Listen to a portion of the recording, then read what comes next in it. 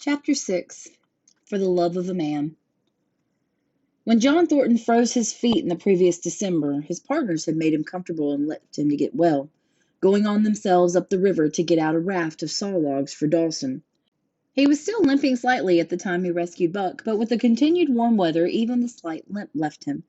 And here, lying by the river bank through the long spring days, watching the running water, listening lazily to the songs of birds and the hum of nature, Buck slowly won back his strength.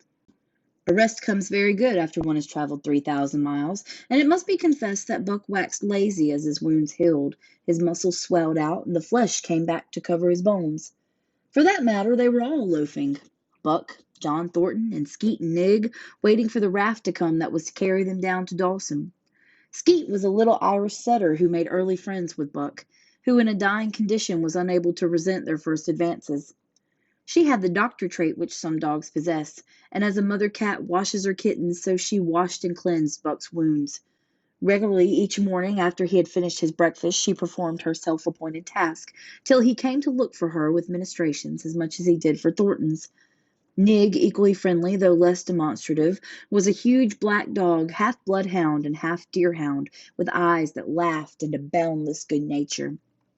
To Buck's surprise, these dogs manifested no jealousy toward him.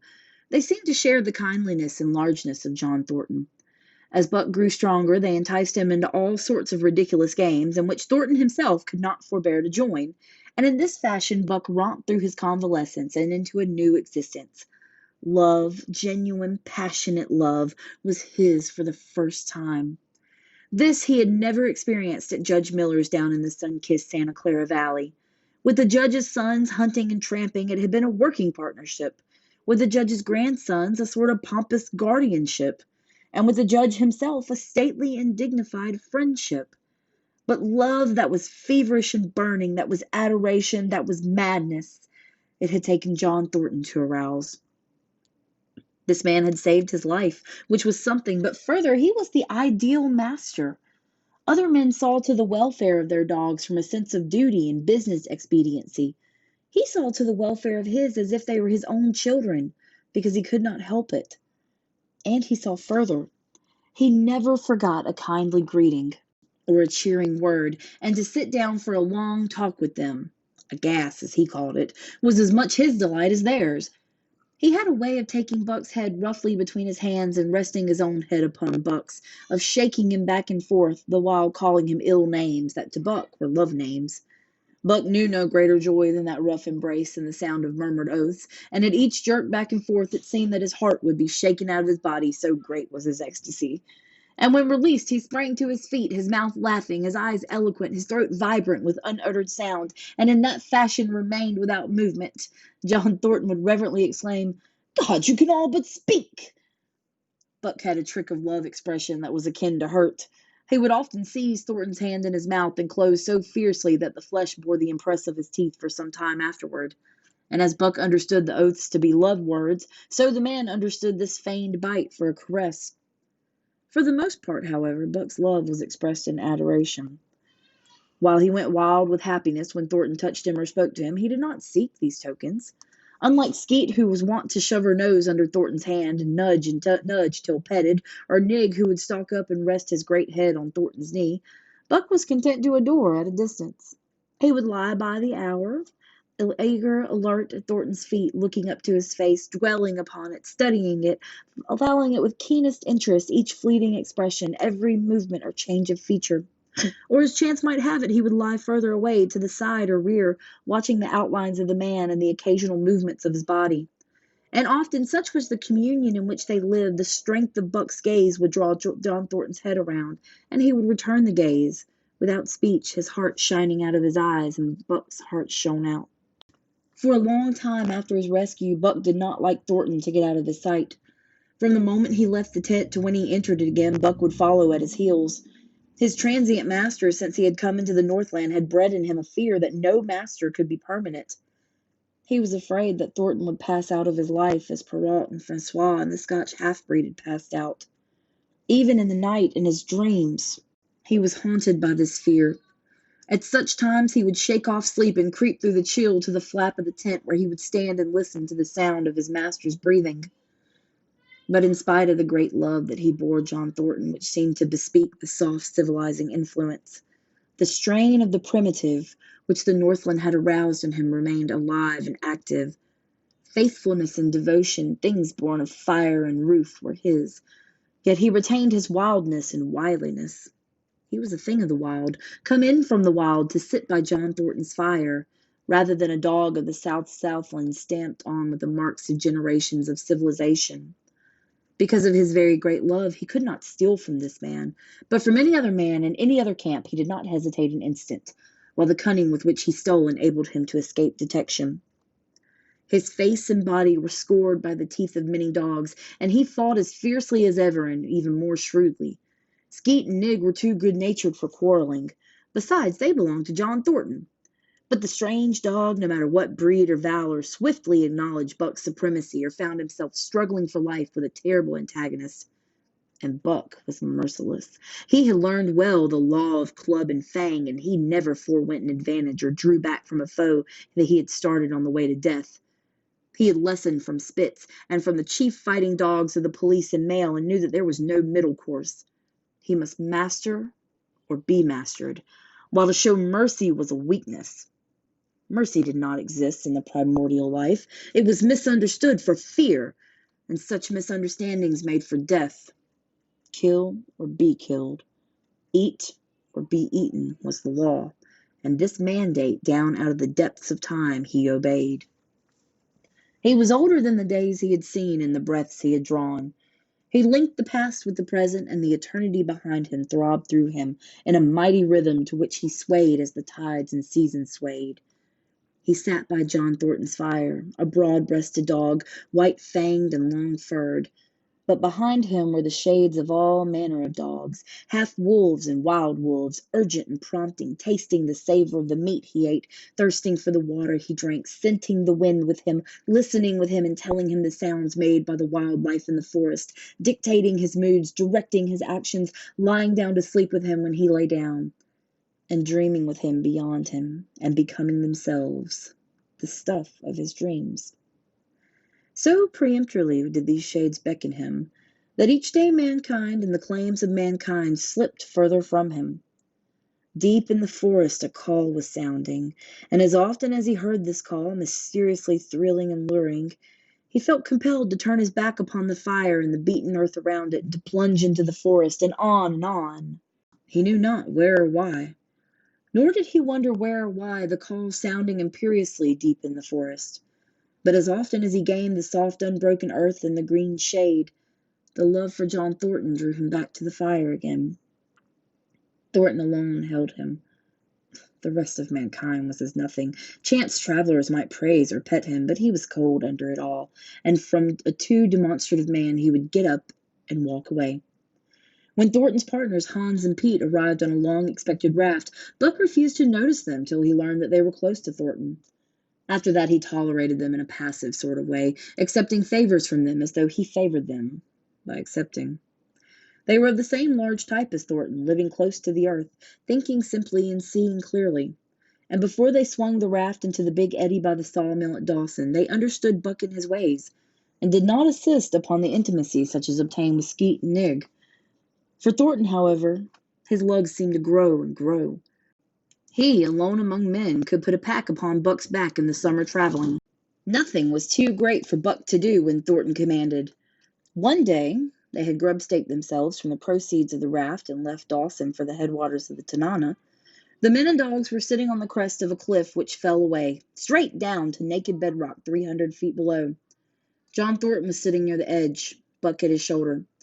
A thoughtless whim seized Thornton, and he drew the attention of Hans and Pete to the experiment he had in mind. "Jump, Buck!" he commanded, sweeping his arm out and over the chasm. The next instant he was grappling with Buck on the extreme edge, while Hans and Pete were dragging them back to safety. "It's uncanny," Pete said, after it was over and they had caught their speech. Thornton shook his head. "No, it's splendid, and it's terrible, too. Sometimes makes me afraid." "Well, I'm not hankering to be the man that lays hands on you while he's around," Pete announced compulsively, nodding his head towards Buck. "Jingo," says Hans' contribution. "Not myself either." It was at Circle City before the year was out that Pete's apprehensions were realized. Black Burton, a man evil-tempered and malicious, had been picking a quarrel with a tenderfoot at the bar when Thornton stepped good-naturedly between. Buck, as was his custom, was lying in a corner, head on paws, watching his master's every action. Burton struck out without warning. Straight from the shoulder.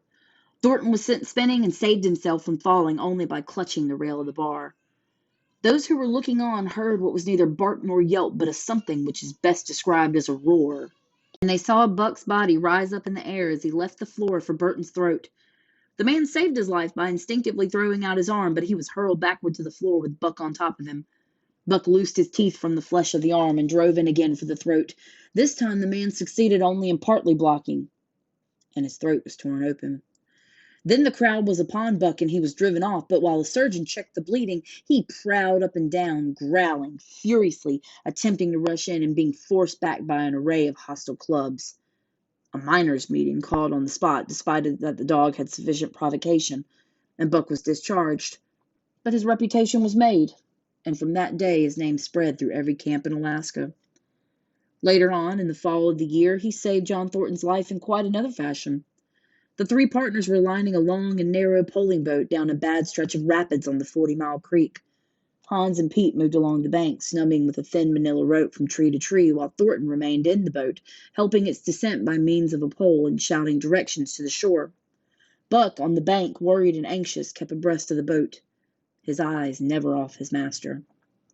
At a particularly bad spot where a ledge of barely submerged rocks jutted out into the river, Hans cast off the rope, and while Thornton poled the boat out into the stream, ran down the bank with the end in his hands to snub the boat when it had cleared the ledge.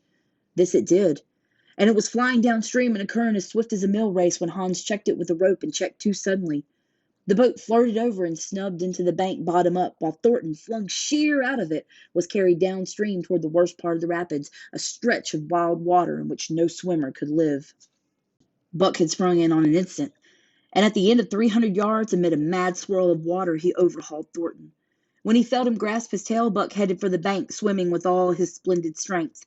But the progress shoreward was slow. The progress downstream amazingly rapid.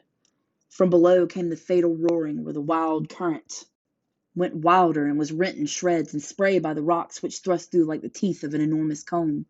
The suck of the water as it took the beginning of the last steep pitch was frightful, and Thornton knew that the shore was impossible. He scraped furiously over a rock, bruised it against a second, and struck a third with a crushing force. He clutched its slippery top with both hands, releasing Buck, and above the roar of the churning water shouted, "Go, Buck! Go!" Buck could not hold his own, and he swept on downstream, struggling desperately, but unable to win back. When he heard Thornton's command repeated, he partly reared out of the water, throwing his head high as though for a last look, then turned obediently toward the bank. He swam powerfully and was dragged ashore by Pete and Hans at the very point where swimming ceased to be possible and destruction began.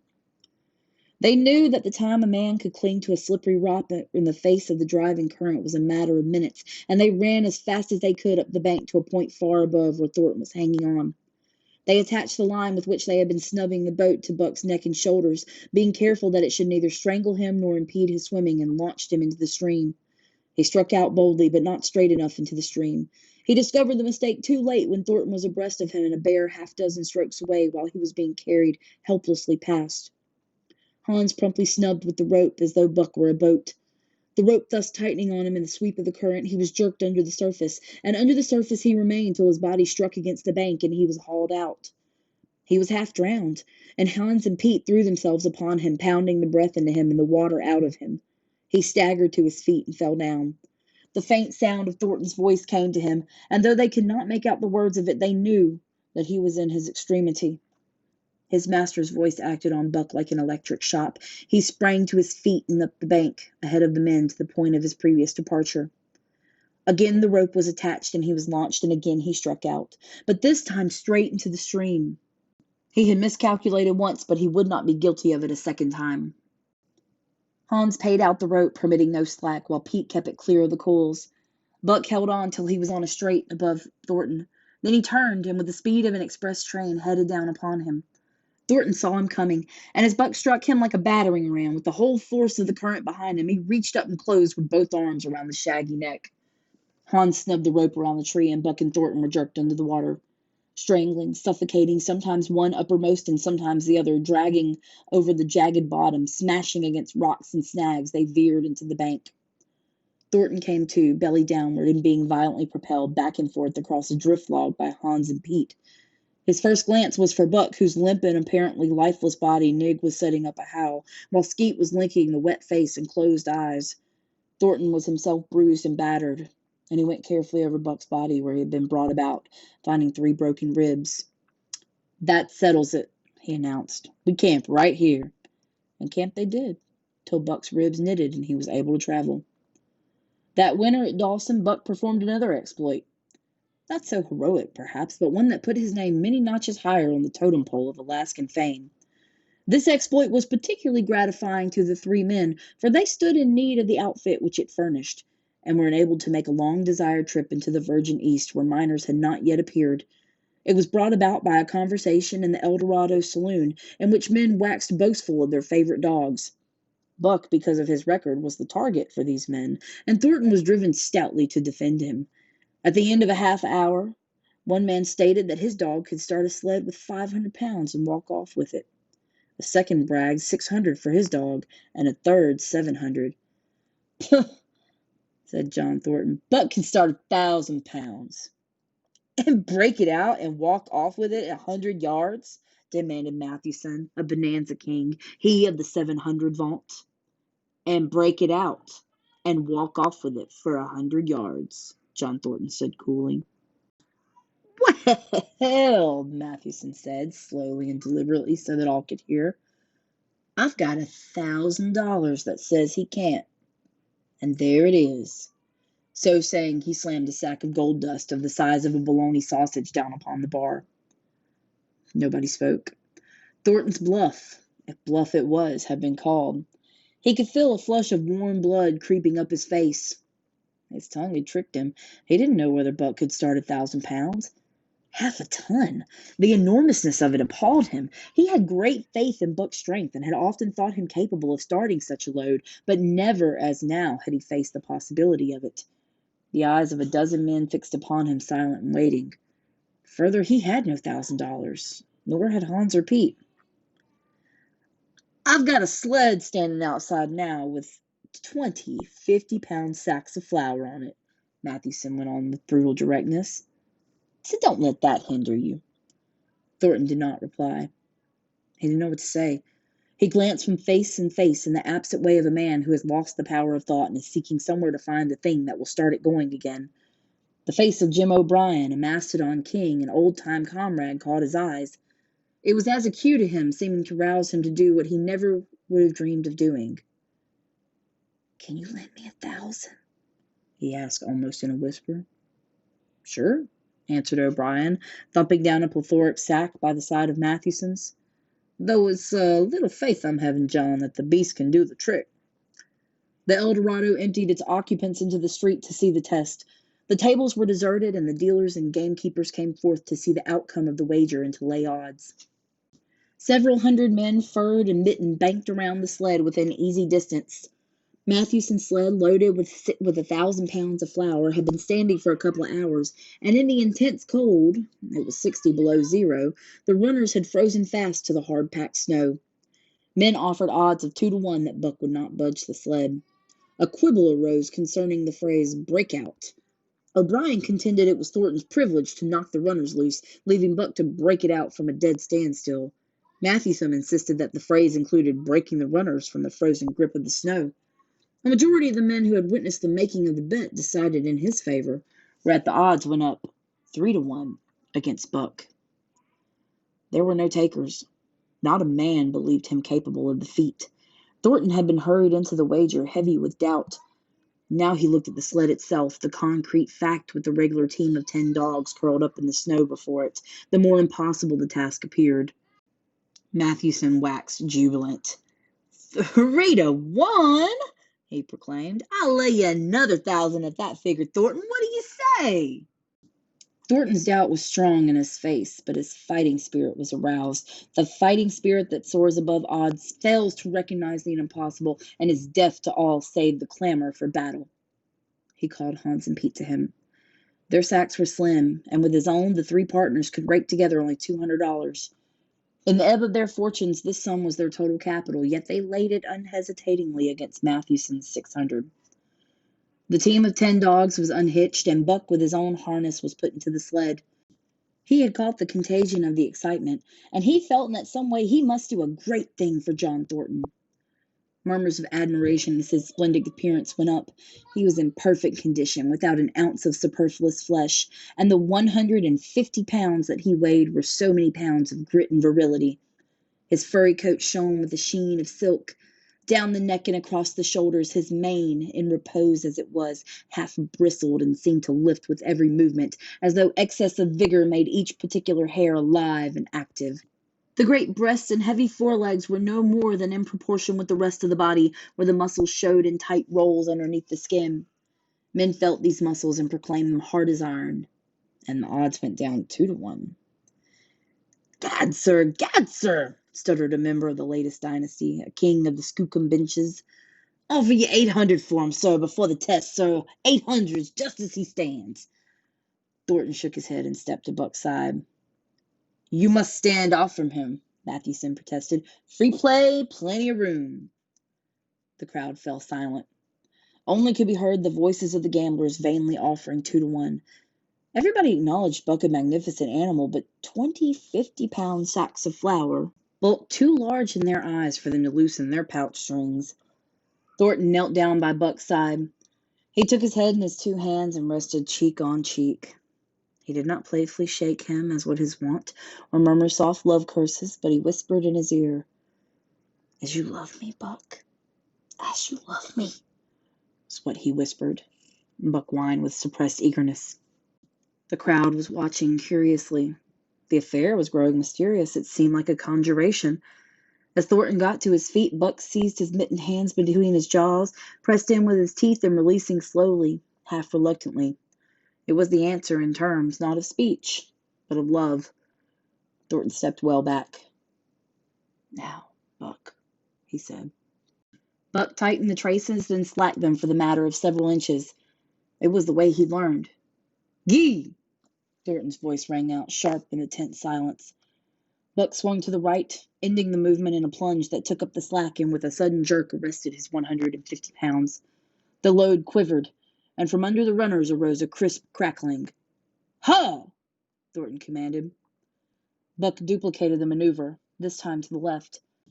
The crackling turned into a snapping, the sled pivoting, and the runners slipping and grating several inches to the side. The sled was broken out. Men were holding their breaths, intensely unconscious of the fact. Now mush! Thornton's command cracked out like a pistol shot. Buck threw himself forward, tightening the traces with a jarring lunge. His whole body was gathered compactly together in the tremendous effort, the muscles writhing and knotting like live things under the silky fur. His great chest was low to the ground, his head forward and down, while his feet were flying like mad, the claws scarring the hard-packed snow in parallel grooves. The sled swayed and trembled, half-started forward. One of his feet slipped, and the man groaned aloud. Then the sled lurched ahead, in what appeared a rapid succession of jerks, though it never really came to a dead stop again. Half an inch. 2 inches. The jerks perceptibly diminished as the sled gained momentum. He caught them up till it was moving steadily along. Men gasped and began to breathe again, unaware that for a moment they had ceased to breathe. Thornton was running behind, encouraging Buck with short, cheery words. The distance had been measured off, and as he heard the pile of firewood which marked the end of the 100 yards, a cheer began to grow and grow, which burst into a roar as he passed the firewood and halted at command. Every man was tearing himself loose, even Matthewson. Hats and mittens were flying in the air. Men were shaking hands, it did not matter with whom, and bubbling over in a general incoherent babble. But Thornton fell on his knees beside Buck. Head was against head, and he was shaking him back and forth. Those who hurried up heard him cursing Buck, and he cursed long and fervently and softly and lovingly. Gad, sir, Gad! I'll give you 1,000 for him, sir. 1,000, 1,200, sir. Thornton rose to his feet. His eyes were wet. The tears were streaming frankly down his cheeks. Sir, he said to the Skookum Bench King, no, sir, you can go to hell, sir. It's the best I can do for you, sir. Buck seized Thornton's hand in his teeth. Thornton shook him back and forth. As though animated by a common impulse, the onlookers drew back to respectful distance, nor were they again indiscreet enough to interrupt.